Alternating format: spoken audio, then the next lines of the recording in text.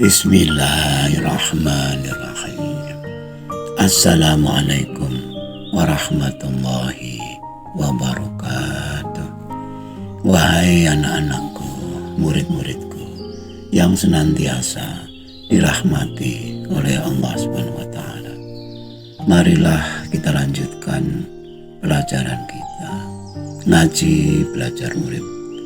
Kali ini kita membahas mengenai Bahtera Nabi Nuh. Quran Surat Nuh 26. Bismillahirrahmanirrahim. Wa qala Nuhun Rabbi la tadar 'alal ardi minal kafirina tabbaru. Nabi Nuh berkata, ya Tuhanku, janganlah engkau biarkan seorang pun di antara orang-orang kafir itu tinggal di atas bumi. Jamaluddin membaca ayat ini berulang-ulang, lalu berpikir dan berpikir lagi. Namun tetap saja tidak paham. Dicobanya lagi, namun tetap saja sampai berhari-hari. Hasilnya sama, tetap tidak paham. Akhirnya terpaksa dia mendatangi Kang Rekso. Mohon dijelaskan ayat tersebut. Kang Rekso tersenyum, maklum. Dia senang melihat semangat belajar Jamaluddin. Cobalah baca dulu ayat sebelumnya, Mas Jamal. Jamaluddin lalu membacanya, yang artinya disebabkan kesalahan-kesalahan mereka ditenggelamkan, lalu dimasukkan ke neraka. Maka mereka tidak mendapat penolong-penolong bagi mereka selain dari Allah. Nah, Mas Jamal, siapakah mereka dan apa kesalahan-kesalahan mereka? Kenapa lalu ditenggelamkan dan masuk neraka? Iya, apa maksud semua itu, Kang? Dalam ayat itu tentu saja mereka adalah umat Nabi Nuh itu dahulu. Dan sekarang mereka itu bisa siapa saja, termasuk saya dan Mas Jamal. Kata tenggelam di situ tidak disebutkan tenggelam di laut, di sungai, maupun di danau. Tenggelam di situ adalah tenggelam dalam gaya hidup yang serba duniawi atau tidak ingat kepada Tuhan. Itulah kesalahan-kesalahan mereka. Sedangkan masuk neraka maksudnya adalah mengalami penderitaan batin dan pikiran karena selalu tidak terima atau serakah terhadap hal-hal duniawi, termasuk gila pujian.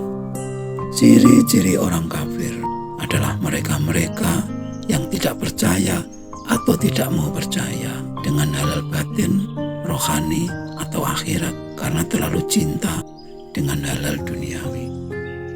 Karakter kekafiran seperti itu ada pada semua orang, Mas Jamal, termasuk kita.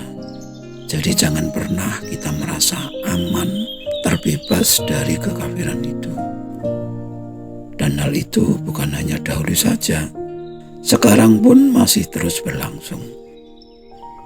Sampai di sini Mas Jamal mestinya sudah paham mengenai doa Nabi Nuh tersebut.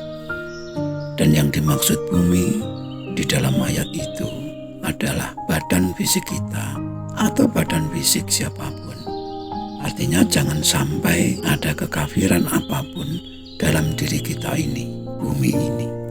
Jamaluddin tercengang, melongo, sama sekali tidak menyangka jika maksudnya seperti itu. Makanya Kang Rekso, saya sempat berpikir, apakah di zaman itu sudah ada neraka? Lalu sekarang neraka itu di mana?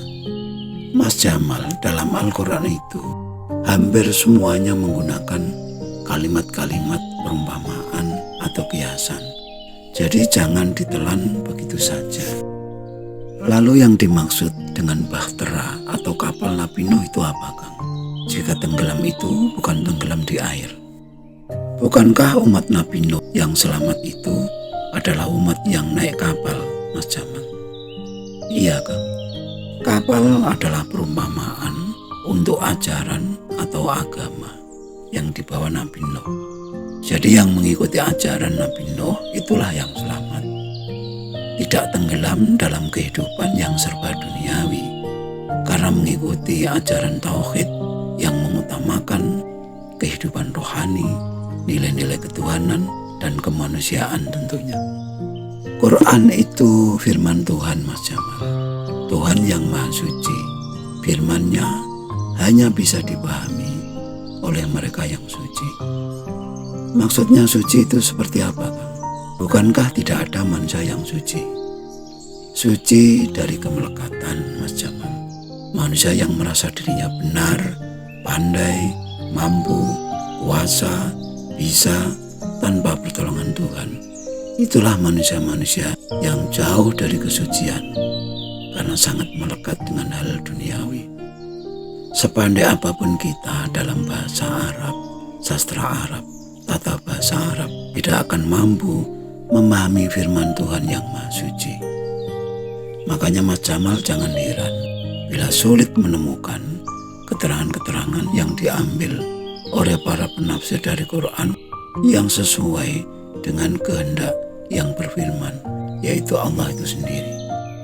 Contoh yang sering kita dengar adalah dalil inna dina indallahil Islam, yang sering ditafsirkan bahwa agama di luar Islam itu tidak benar dan pasti orangnya kafir. Dan bila hal seperti itu terus berlangsung, sungguh berbahaya bagi perdamaian sesama manusia di muka bumi ini. Lalu apa artinya Islam itu rahmatan alamin? Mas Jamal percaya tidak jika Quran itu firman Tuhan? Iya, Bang. Bukankah firman itu perkataan atau pembicaraan atau omongan?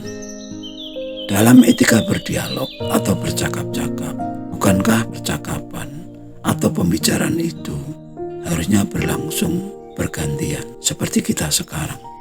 Jika Mas Jamal bicara, saya mendengarkan. Bila saya bicara, Mas Jamal mendengarkan. Itulah etika yang benar, sehingga satu sama lain bisa saling memahami. Ya, benar Kang Rasul.